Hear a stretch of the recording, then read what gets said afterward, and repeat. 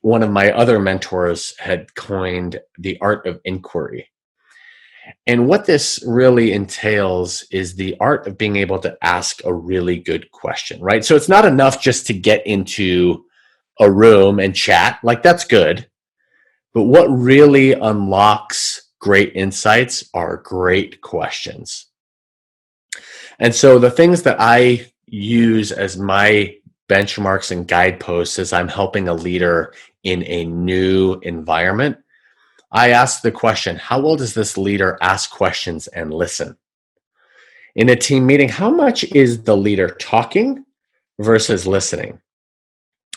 And then you ask the question, you get a sense of how that leader is doing. And then you ask yourself the question, how can I enable him or her to ask the best questions?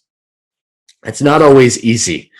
Sometimes leaders have a very specific view of this is how I show up, this is how I need to operate to be successful. And sometimes asking questions isn't on the radar. So one of the things that will unlock your potential as an HR business partner is to be able to guide the leader through optimal outcomes through calibrated questions. I'll talk a little bit about what calibrated questions mean in a minute.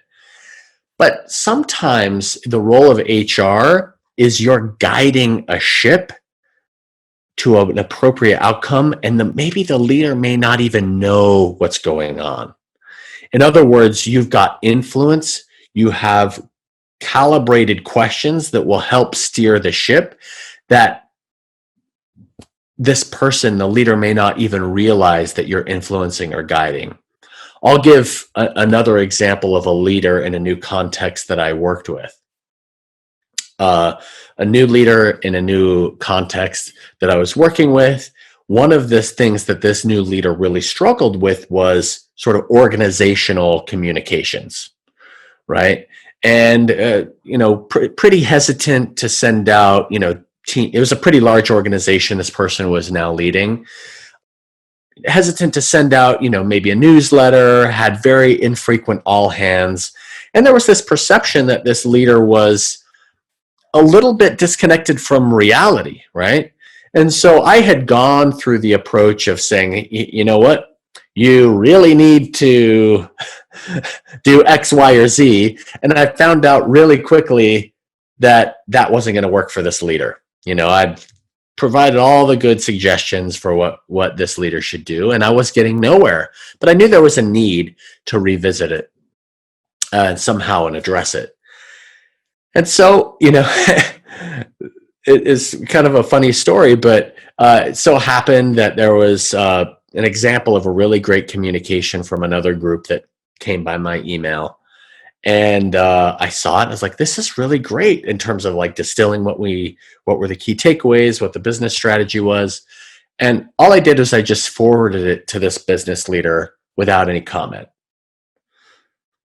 And voila, 2 weeks later, we had our own communication strategy around this, right? And so, sometimes it's through asking questions. Sometimes it's through sort of telling. Other times it's about influence and being able to shape certain outcomes. And, if you were to ask this leader today, what prompted, this behavior and communication, this person may say, I don't know, I just decided to do it. But at the end of all of that, there's some influence of keeping an eye on what's important to the organization and you guiding it. And I think that's one of the interesting things about the role of HR is you may have questions, you may have influence, but you may not always get the gold star for influence, right? We are a support function. And it's okay to be a support function because the goal is for business success. And to the extent that you can play a role in moving the organization forward and working with a leader in a new context to be successful, who gets the credit is ultimately irrelevant. And for some HR people, understanding the role of a support function can be a little bit challenging because we're not the ones that earn the revenue, right?